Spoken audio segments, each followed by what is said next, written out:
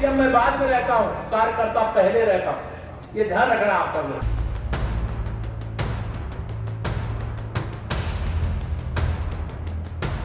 भारत माता की, भारत माता की जय श्री राम। आज भारतीय जनता पार्टी के हमारे लोकप्रिय प्रत्याशी, जिनकी आवाज पर ही आप घुमकने लगते हैं, मैं देख रहा हूं, सामने देख रहा हूं, जोश से एकदम झूम जाते हैं।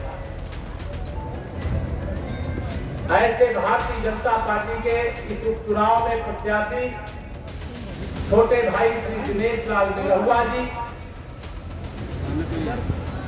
के समर्थन में आजमगढ़ में कमल खिलाने आया है। खिलाओगे? दोनों हाथ में बताओ, खिलाओगे? दोनों हाथ में सब लोग नहीं उठाए जरा। हाँ, सब लोग अच्छा खिलाएंगे। चुनाव आचार संहिता के बीच में कुछ बोल नहीं सकते, लेकिन परिवार के हर दुख को जो दूर करने का काम कर सकते हैं, उसमें कोई कमी भी नहीं रखेंगे। मैं आप सब लोगों से आज यहाँ पर आजमगढ़ की धरती से, मुबारकपुर विधानसभा क्षेत्र से, पूरे लोकसभा क्षेत्र के एक एक मतदाता को अपील करना चाहता हूँ, प्रार्थना करना चाहता हूँ। ये 2022 का उपचुनाव, आप मान लीजिए कि 2024 के लोकसभा चुनाव का ट्रेलर है। यह सच है कि इससे माननीय मोदी जी के नेतृत्व में जो सरकार चल रही है, उस सरकार की सेहत पे कोई असर नहीं पड़ता, लेकिन ऐसा सांसद चुन देना, जब प्रधान आपका ठीक से काम नहीं करता है, आप 5 साल में प्रधान बदल देते हो, तो मैं तो देखा हूं, अभी आपने देखा होगा, विधानसभा में मैं था, श्री अखिलेश यादव जी को लगता है कि उनके परिवार के सिवा कोई दूसरा परिवार नहीं है। उनको लगता है पिछड़ा वर्ग का जो मतदाता है उनकी जागीर है। किस भाषा का प्रयोग किया था वो आपको याद है कि नहीं याद है, मैं नहीं जानता। नहीं याद तो याद रखिएगा और उसका बदला लेने का काम करिएगा। हम सबका सम्मान करते हैं, हमारा विरोधी भी होता है, तो हमने कभी भी नाम लिया होगा तो अखिलेश यादव जी को श्री अखिलेश यादव जी ही कहा है।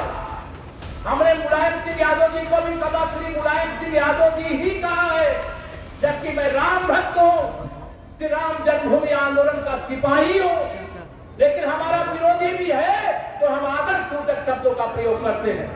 लेकिन श्री अखिलेश यादव जी ने विधानसभा में मेरे स्वर्गीय पिताजी के बारे में और मेरे बारे में किस प्रकार की भाषा का प्रयोग किया था, मैं उनको उस भाषा का उत्तर दे सकता था, लेकिन मेरे संस्कार ऐसे नहीं है जैसे श्री अखिलेश यादव जी के।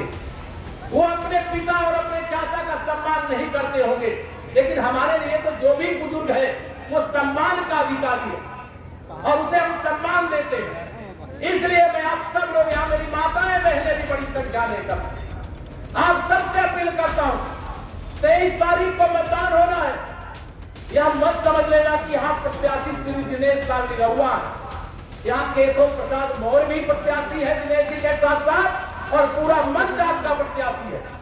लेकिन मैं तो प्रचार करके यहाँ से चला जाऊंगा, आपको यहाँ से जाने की जरूरत नहीं है। आपको आचार संहिता के अनुसार अपने गांव में, अपने बूथ में, अपने क्षेत्र में रह करके अपने मताधिकार का प्रयोग करना है। ये मत सोच लेना कि अरे सबको वोट दे ही रहे हैं दिनेश लाल जी को कमल के फूल पर, अगर हम नहीं देंगे तो क्या होगा। अरे आपको 2024 मैंने कहा था और मुझे पूरा विश्वास है, 2019 में सपा बसपा के गठबंधन के बाद भी हमारे 64 सांसद उत्तर प्रदेश के जीते थे, 51% वोट हमें मिला था। इसके लिए मैं आभारी हूं। लेकिन अब सपा को कोई वोट देने का मतलब है क्या? समाजवादी पार्टी का मतलब ही है समाप्तवादी पार्टी। इस पार्टी का कोई और अर्थ नहीं रह गया। इसे समाप्त होने वाली पार्टी समाजवादी पार्टी को वोट देने का मतलब अपना वोट बर्बाद करना है, आजमगढ़ के भविष्य के साथ खिलवाड़ करना है। जब ये मुश्किल हो जाता है। लेकिन भारतीय जनता पार्टी की सत्ता में जो अपराध करने वाला है उसे कठोर से कठोर दंड दिया जाता है। मैं आप सबसे अपील करने के लिए आया हूं, इस बार आप कमल का फूल खिलाइए। हम सबका साथ, सबका विकास करने का जो वादा करते हैं उसे पूरा करके दिखाने का काम किया है। 2 साल से अधिक समय हो गया है। अगर मोदी जी गरीब माँ बाप का बेटा देश का प्रधानमंत्री नहीं होता, कोरोना के कारण जब आपकी कमाई खत्म हो गई थी, तो प्रधानमंत्री गरीब कल्याण अन्न योजना के माध्यम से फ्री में राशन आपको मिलता क्या? मिल रहा है कि नहीं मिल रहा है इसमें राशन? माननीय प्रधानमंत्री जी ने प्रधानमंत्री किसान सम्मान निधि, छोटा किसान हो चाहे बड़ा किसान, साल में 2-2 हजार की 3 किस्त के माध्यम से 6,000 रुपया जो छोटा किसान में भी छोटे किसान पर लाकर छोटी खेती थी हमारे, लेकिन 2,000 रुपया जब छोटे किसान के खाते में पहुंचता है, उसके चेहरे की जो खुशी होती है, उसका जो आशीर्वाद होता है, जब गरीब के घर में राशन पहुंचता है और राशन के साथ दाल भी, तेल भी, नमक भी यह भी भेजा जाता है, तो आप हमें आशीर्वाद देंगे कि नहीं देंगे? बताइए। आशीर्वाद पाने का हक है कि नहीं? हमारा हक है। जब से हमारी 5 साल की सरकार में, उसके 5 साल पहले जाइए, क्या हालात थी सड़कों की, कहां बिजली गायब रहती थी। जब से भारतीय जनता पार्टी की सरकार आई है, तब से दिन रात आपकी सेवा में किए हुए हैं। मैं आप सब लोगों से, आज यहां कल माननीय मुख्यमंत्री जी आए थे, उन्होंने कहा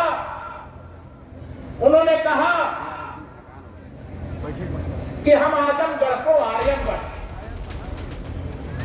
मैं आप सबको भरोसा दिलाता हूं, जो माननीय मुख्यमंत्री जी ने कहा है वह तो होगा ही। विकास की ऐसी गंगा आजमगढ़ में बहेगी। आजमगढ़ में विश्वविद्यालय किसने बनवाया है? भारतीय जनता पार्टी की सरकार ने बनवाया है। देश के जितने हमारे महापुरुष हैं, प्रदेश के जितने महापुरुष हैं, सबका सम्मान किसने करने का काम किया है? भारतीय जनता पार्टी की डबल इंजन की सरकार ने करने का काम किया है।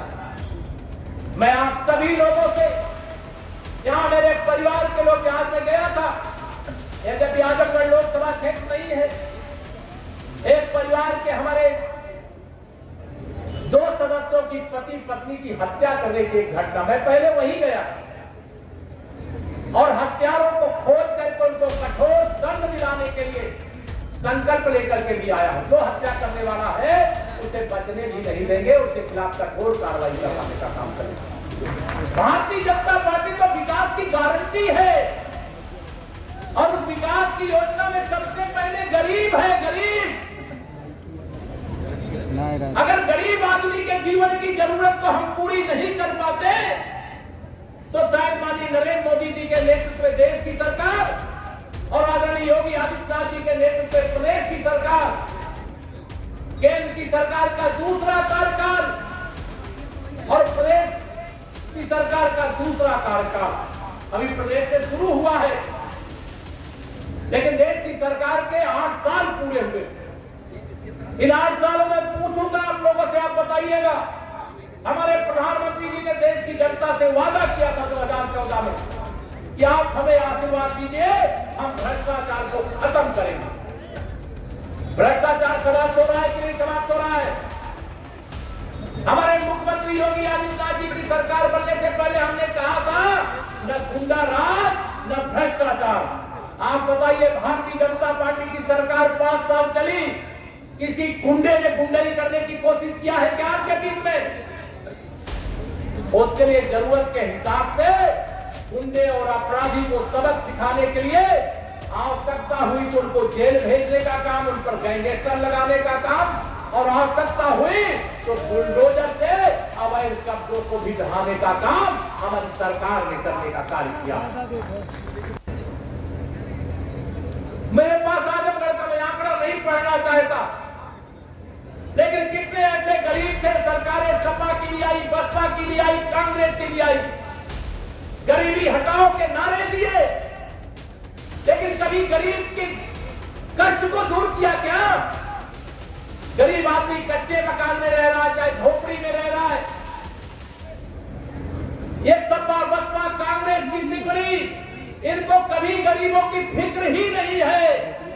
गरीब के नाम पर योजना बनाते हैं और 100 में से 85% लूट करके खा जाते हैं और 15% केवल गरीबों तक पहुंचाने का काम करते थे।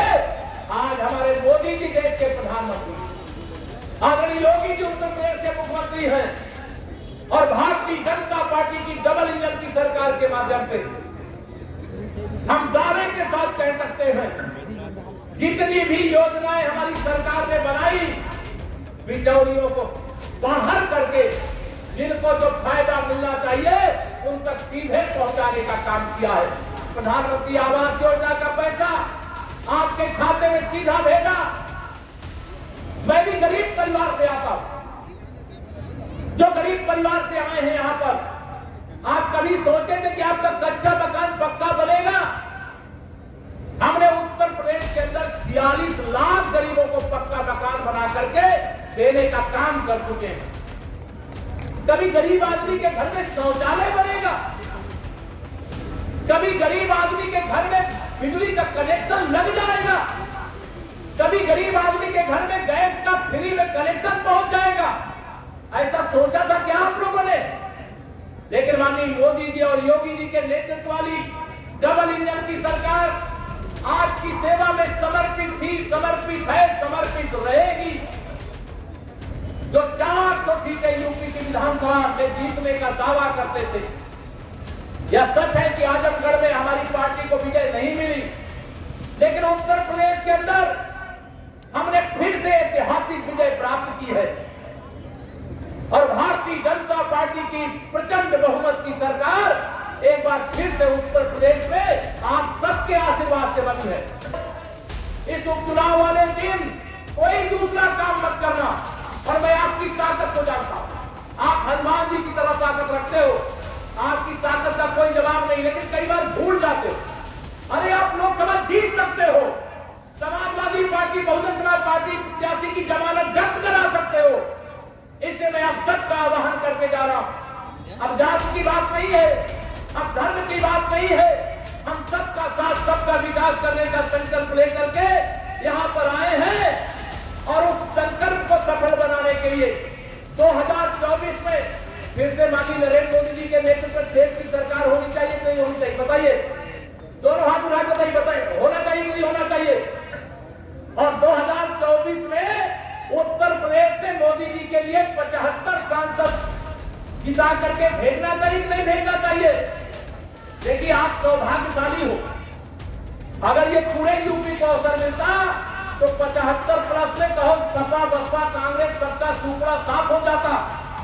लेकिन आपको तो 2024 से पहले समाजवादी पार्टी के दोनों सांसदों ने अपनी सीटों से इस्तीफा देकर के अवसर दे दिया है। इस अवसर का लाभ उठाइए, गरीब कल्याण के लिए, किसान के उत्थान के लिए, नौजवानों के उज्जवल भविष्य के लिए, माताओं बहनों के सशक्तिकरण के लिए, बड़े बुजुर्गों का सम्मान करने के लिए मैं आप सबसे अपील करके प्रार्थना करके जाना चाहता हूं कि आने वाली 23 तारीख कमल के फूल के नाम कर दीजिए। डिप्टी सीएम में बाद में रहता हूं, कार्यकर्ता पहले रहता हूं, ये ध्यान रखना आप सब लोग। और एक एक कार्यकर्ता ये विश्वास रखे कि अगर केशव प्रसाद मौर्य डिप्टी सीएम है तो वह भी डिप्टी सीएम की तरह ही है, उससे कम अपने को न समझे और अपनी जिम्मेदारी को समझे और अपने अपने बूथ पर भारी अंतर से कमल खिलाने का संकल्प लेकर के मैं जिससे 26 तारीख को 26 वोट की गिनती है ना, 26 वोटों की गिनती है, 23 को वोट डालना। तो दिनेश लाल जी से मैं कहूंगा निरहुआ डटलवा, तो वो दिनेश लाल जी 26 के बाद जीतने के बाद जीत का प्रमाण पत्र दिलाओगे? दोनों हाथ साथ जोर से बोलो, जीत का प्रमाण पत्र दिलाइए। 26 तारीख के बाद फिर एक दिन मुबारकपुर विधानसभा क्षेत्र के जिस स्थान को या 5 विधानसभा क्षेत्र लोकसभा की है, जहां दिनेश जी जहां कार्यक्रम कहेंगे, एक दिन पूरा आप सबके बीच में आप सबका आशीर्वाद लेने के लिए मैं स्वयं भी आऊंगा।